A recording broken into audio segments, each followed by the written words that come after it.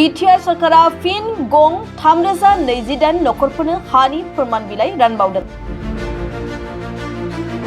Forest rights act 2006 नि आयेन बायदियै दिनै 14 नं निसिमा बिटिसि बियाबनि सिङाव थानाय कयरामैला आमटेका बिटिनि मालिबिटा ओनसोलनि गासै 3028 नखरफोरनो हानि फोरमान बिलाइ गथायो बिटिआर सरकारा।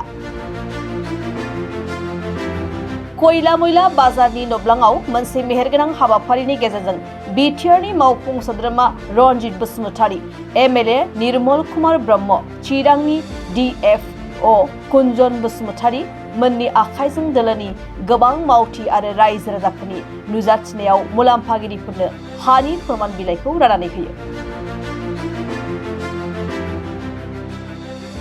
गोबाव सम गोबना थानाय जोंनि बे सा ओनसोल एबा खैलामैलानिफ्राय लानानै मालिबिटा बा जोंनि एरियायाव जों प्रमद बर'नि सार बिथांनि अननायाव जों जोंनि बे खैलामैला टु ओरै सा ओनसोल मालिबिटासिमाव जोंनि प्रमद सारा अननानै जोंनि नांगौ बायदि जोंनि पाब्लिक ओनसोलाव जोंनि हा गैजायिफोरखौ सारा होनायनि थाखाय आं सासे गामिनि बा मालिबिटा हालामनि जानानै प्रमद बर' सारखौ साबायखर बावनो सानो जे जों जाहाथे जाफोर मोनदों बिसोरल' जोङो फिसिजाया आरो माखासे मोनिफ्राबो जाहाथे लासै लासै मोनलांगोन।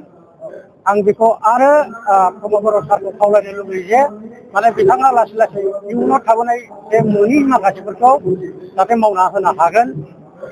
आरो बेखौ आं मोनसे साबायखर बावनो सानदों जे जोंनि जे दानि फैबाय थागोन बा फैबाय थानाय इलेक्सनाव जों बयबो प्रमद बर' सारखौ जों अननानै आरो खनसेबाव सरकार दायोबा जों बिनिफ्राय साबसिन प्रमद सारा मावलांगोन होननानै आंनिफ्राय मिजिंथिनाय जायो। आरो पाब्लिकफोरखौ आं बयखौबो प्रमद सारनि जे फैगौ जे इलेक्सनाव बयबो पाब्लिकफ्रा ज' खौसे जानानै जोंनि रायजो राजाया जाहाथे खौसेथि जानानै प्रमद बर' सारनो फरायोबा जों सरकारखौ खनसे दाफिननो हागोन होननानै आंनिफ्राय खावलायनानै बिथिंखौ प्रमद सारखौ धन्यबाद होनाय जाबाय।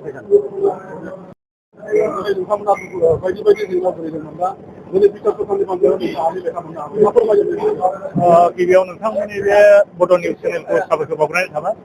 दा नोंगौ जों गोबावथार बोसोर बे मालिबिटा ओनसोलाव जों संसार जादोंमोन, नाथाय बे हानि देखौ जों मोननाय जायाखैमोन।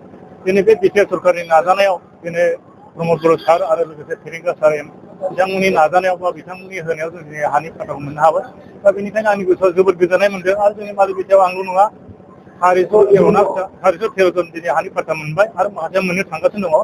दा बिथांमोना मोजाङै मोजां मावदों, दा बयबो फोथायदों। दा जोङो बे प्रमद बर' सारखौ जोङो जेब्लायबो साबायखर बावगोन आरो जोबनो गैयै साबायखर होदों आरो हानि फाथा लेखा होनायनि थाखाय।